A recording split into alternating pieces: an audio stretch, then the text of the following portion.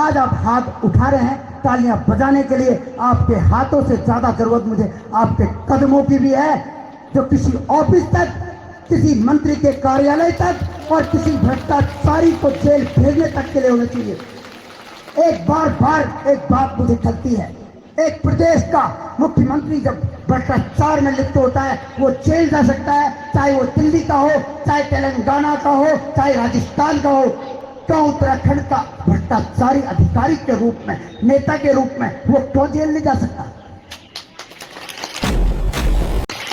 इसका मतलब ये हुआ कि हम सभी उत्तराखंडियों का डर इन अधिकारियों के दिल से, मन से निकल चुका है। आज जितने भी डिपार्टमेंट है, चाहे मैं वन विभाग की बात करूं, सिंचाई विभाग की बात करूं, PWD की बात करूं, शिक्षा विभाग की बात करूं, इन सभी अधिकारियों के सबसे बड़े पद में बाहर यूपी, उत्तर प्रदेश, राजस्थान, गुजरात जैसे जगह के लोग बैठे हुए हैं जो उत्तराखंड का भला कभी नहीं सोच सकते।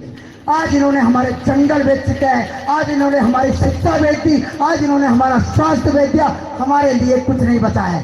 अब प्रेमचंद अग्रवाल कोई हाथी है जो उसको नहीं निकाल पा रहे, वो कुछ नहीं है।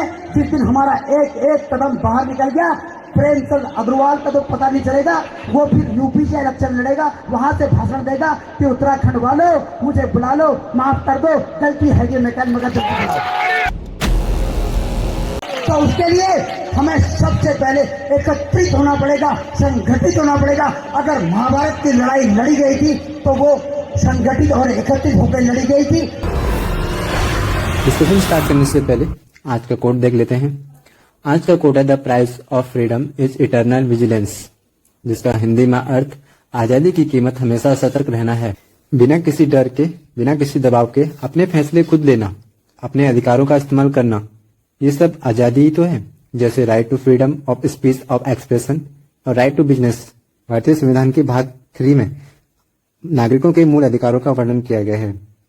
अब विजिलेंस का क्या मतलब होता है? विजिलेंस का मतलब होता है हमेशा अलर्ट रहना, अपने अधिकारों के लिए आवाज उठाना, गलत चीजों पर नजर रखना। अब इस कोड की इंपॉर्टेंस के बारे में चर्चा करते हैं। साथियों, जब आजादी मिलती है ना, तो इसको मेंटेन करना भी जरूरी होता है। अगर हम केयरलेस हो जाएंगे ना, तो कोई हमसे हमारे अधिकार छीन सकता है, जिससे कि हमारी आजादी पर इफेक्ट पड़ता है। हमेशा हमें अलर्ट रहने की आवश्यकता होती है। कोई अगर आपसे अधिकार छीन रहा है ना, तो आप उनके खिलाफ आवाज उठाओ, चाहे वो कोई भी सरकार हो, कोई भी व्यक्ति हो। अगर वहां पे आपके अधिकारों का हनन हो रहा है ना, तो आपको वहां पे अपनी आवाज को बुलंद करने की जरूरत है। जैसे इसका एक रियल एग्जांपल है कि 1975 में जब इंदिरा गांधी ने इमरजेंसी पूरे देश में लगाई थी, तो लोगों ने इसका कड़ा विरोध किया था कि हमसे हमारे अधिकार कैसे छीन सकते हैं, जिस कारण 1978 में इलेक्शन जो हुए तो उसमें इंदिरा गांधी को हार का सामना करना पड़ा। अब लास्ट में एक सवाल जो रह जाता है कि हम विजिलेंट कैसे बने। विजिलेंट का मतलब होता है हम सतर्क कैसे रहें। देखो, जो किसी कंपटीशन की तैयारी कर रहे हैं या फिर जो डेली न्यूज़पेपर पढ़ते हैं या ऐसे किसी माध्यम से जुड़े हुए हैं जहां से उन्हें देश दुनिया के बारे में जानकारी मिल रही है, तो वो विजिलेंट है। लेकिन बहुत सारे लोग ऐसे हैं जिन्हें नहीं पता है कि देश में क्या चल रहा है, राज्य में क्या चल रहा है, क्या एमपीज होते हैं, क्या एमएलएज होते हैं, क्या इनके काम होते हैं, कैसे ये कानून आते हैं, क्या पार्लियामेंट होता है, कैसे हमारे देश की सरकार काम करती है। इन चीजों के बारे में ऐसे बहुत से लोग हैं जिन्हें नहीं पता। और दूसरे पहलू में बात करें तो विजिलेंट वो व्यक्ति भी होते हैं जो गलत का तिरस्कार करते हैं, जो अपने अधिकारों और कर्तव्य पालन करते हैं। इस वीडियो को बनाने का मेरा एकमात्र उद्देश्य यह है कि मैं बिरजू मयाल को पूरे दिल से समर्थन करता हूं और उनके कार्य की सराहना करते हुए उन्हें धन्यवाद प्रेषित करना चाहता हूं। बिरजू मयाल उत्तराखंड के एक नौजवान युवा है और उन्होंने सवाल किया है उन अधिकारियों, उन मंत्रियों से जिन्होंने देवभूमि कहे जाने वाले इस भूखंड में अपनी दूषित आत्मा का परिचय देते हुए यहाँ की संस्कृति और संसाधनों का अपने तरीके से शोषण करने का अपना एक अधिकार समझ लिया है। तो आशा करता हूँ कि आप सब भी अपना समर्थन बिरजू मयाल को देंगे और इसी तरीके से अपनी आवाज़ों को भी बुलंद करने का प्रयास करेंगे। तो इस वीडियो के माध्यम से मैं आज कुछ इम्पोर्टेंट डिस्कशन आपके साथ करूँगा। सबसे पहले मैं डिस्कशन करूँगा हिमालय के बारे में। हिमालय, जिसका विस्तार अफगानिस्तान से लेकर नॉर्थ ईस्ट इंडिया तक लगभग 2500 किलोमीटर के आसपास है। ऐसा नहीं कि हिमालय में केवल बर्फ पड़ती है और वहाँ लोग रहते नहीं हैं।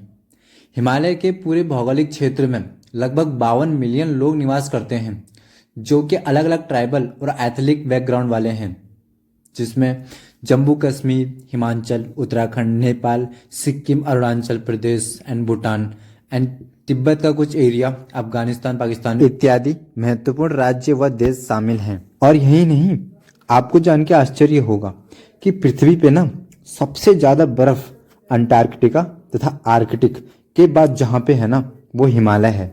तो हमारी लाइफ में हिमालय का क्या इम्पोर्टेंस है ये मुझे बताने की जरूरत है नहीं, पर एक बात बताऊं, जो हिमालयन कम्युनिटीज़ है ना उसका हिस्टोरिकली काफ़ी ज़्यादा एक्सप्लोइटेशन हुआ है और जो अभी भी हो रहा है, और जिसे ना नियो कॉलेज में बोला जा सकता है। नेशनल बिल्डिंग पॉलिसी और न्यू लिबरल इकोनॉमिक्स के नाम पे पड़ा ये बीजुक ब्रिटिश काल से शुरू हुआ था और ये पॉलिसी आज तक चली आ रही है। ब्रिटिश रूल के दौरान जो फॉरेस्ट लॉ और ट्रेड लॉ आए ना, इन्होंने हिमालयन ट्राइबल पर नेगेटिव इम्पैक्ट डाला। इवन ब्रिटिशर्स द्वारा ना रेलवे लाइन बिछाने के लिए उत्तराखंड और हिमाचल में कई साल के जंगलों को काट दिया गया, और जब रेलवे लाइन बिछी ना उसके बाद रेलवे के ट्रैकों से भर भर के यहाँ से लकड़ियाँ बाहर जाती थी। उसका इतना ज़्यादा एक्सपोर्ट होता था कि यहाँ के जंगल खत्म होने लगे थे। After India's independence, prime minister Jawaharlal Nehru, इन्होंने कहा था कि हम ट्राइबल कम्युनिटीज़ की जो कल्चर है उसको रिस्पेक्ट करेंगे और उसको बढ़ाने के लिए सपोर्ट करेंगे। नेहरू जी ने ये बोला था कि ट्राइबल्स को ना एक सेकंड रेट कॉपी बनाने की जरूरत नहीं है, यानी कि जैसा हम करते हैं वैसा उन्हें करने की जरूरत नहीं है। लेकिन जैसे जैसे समय बीता और 5th and 6th 5 year plan आए तथा 1990 के बाद जो LPG रिफॉर्म आए, उसके बाद तो ट्राइबल एरिया में रिसोर्स का रैपिड एक्सप्लोटेशन होने लगा, जिससे लोकल इकोसिस्टम और ट्राइबल कल्चर पर बहुत बुरा प्रभाव पड़ा। हिमालयन स्टेट ना सेल्फ सस्टेनिंग नहीं थे, वो टूरिज्म और हाइड्रो पावर पर डिपेंडेंट थे। तो टूरिस्ट यहाँ आने लगे, जिससे कि यहाँ के लोकल इकोसिस्टम पर बुरा प्रभाव पड़ा। बात करें हाइड्रो पावर की, हाइड्रो पावर के लिए एक वाटर रिजर्वर की ज़रूरत पड़ती है, जिसके लिए कि बहुत बड़े डैम का निर्माण करना पड़ता है, और जिससे भविष्य में अर्थक्वेक एंड लैंडस्लाइड जैसी घटनाएं देखने को मिलती है। हिमालयन स्टेट में ना ब्यूरोक्रेट्स, पॉलिटिशियन और कॉरपोरेशंस ने मिलकर ना जो लैंड एक्विजिशन है ना उसकी पॉलिसी को बहुत इजी कर दिया है। प्राइवेट कंपनियां आती है, बहुत सारी ज़मीन का एक्विजिशन करती है, जिससे क्या होता है वहाँ के जो ट्राइबल लोग होते हैं उनके इकोसिस्टम पर बुरा प्रभाव पड़ता है, उन्हें वहाँ से विस्थापित किया जाता है। टूरिज्म, जिससे कि हिमालयन स्टेट का रेवेन्यू तो बढ़ा, लेकिन वहाँ की जो लोकल आइडेंटिटी है ना उस पर बुरा प्रभाव पड़ा।